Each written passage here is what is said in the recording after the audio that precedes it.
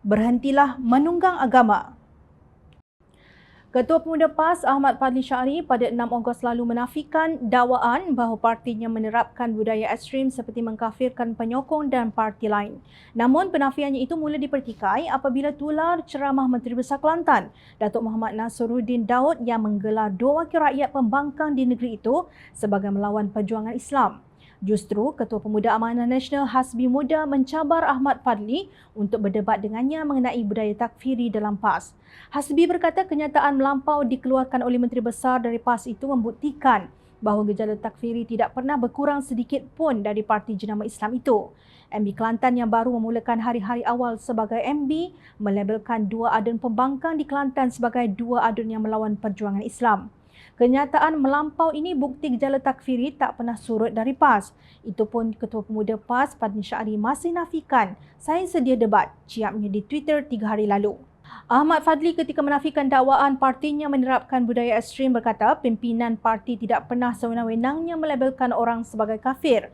Beliau juga mengatakan sepanjang menganggotai sayap Pemuda PAS, beliau membesar dalam situasi yang tidak pernah melabelkan seseorang itu ke neraka atau ke syurga. Bagaimanapun, apa yang berlaku adalah sebaliknya selepas tular video ceramah Nasruddin sejak beberapa hari lalu. Alhamdulillah sehingga tinggal 2 kerusi tak apalah kena ada juga. Takut orang nak tengok lagu mana hak lawan perjuangan Islam ni. Jadi rakyat boleh tunjuk hak dua tu, katanya. Sebagai respon, Ketua Pemuda UMNO Dr. Muhammad Akmal Saleh menegur Nasruddin agar tidak menggunakan agama untuk mempertahankan parti politik.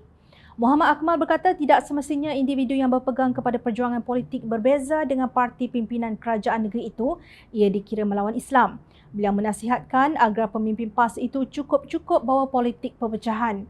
Parti politik ini bukan agama. Sejak dari Merdeka sehingga pilihan raya umum ke-14, Islam tetap terbela dan dimartabatkan di bumi Malaysia walaupun pada ketika itu bukan PAS yang memerintah. Malah Malaysia ketika itu cukup dikenali di seluruh dunia sebagai antara model negara Islam terbaik di dunia. Bukan itu sahaja, UMNO pada ketika itu adalah tunjang parti kerajaan dan tidak pernah sekalipun menyatakan sesiapa yang tidak menyokong parti itu maka tidak memperjuangkan Islam, katanya dalam satu hantaran di Facebook baru-baru ini. Sementara itu, Muhammad Akmal menggesa supaya politik perpecahan itu dihentikan kerana rakyat kini memerlukan pemimpin yang bekerja dan bukannya memecah belahkan masyarakat melalui sentimen ekstremis. Tambahnya, politik seharusnya menyatukan rakyat dan digunakan untuk mempertahankan agama, bukan sebaliknya. Keputusan untuk tidak menyokong parti Islam tidak menjadikan seseorang Muslim itu berdosa maupun jatuh kafir, kecuali fatwa dari Parti Penunggang Agama, PAS. Mana-mana individu atau kumpulan boleh mendakwa memperjuangkan Islam, tetapi dakwaan ini mestilah dibuktikan dengan jelas dalam realiti kehidupan. Perlu diingatkan, Islam tidak akan tegak dengan slogan semata-mata, tetapi ia ditegakkan dengan amalan dalam kehidupan rakyat sejahtera dan berkebajikan di samping pentadbiran negara yang baik, bersih dan cekap.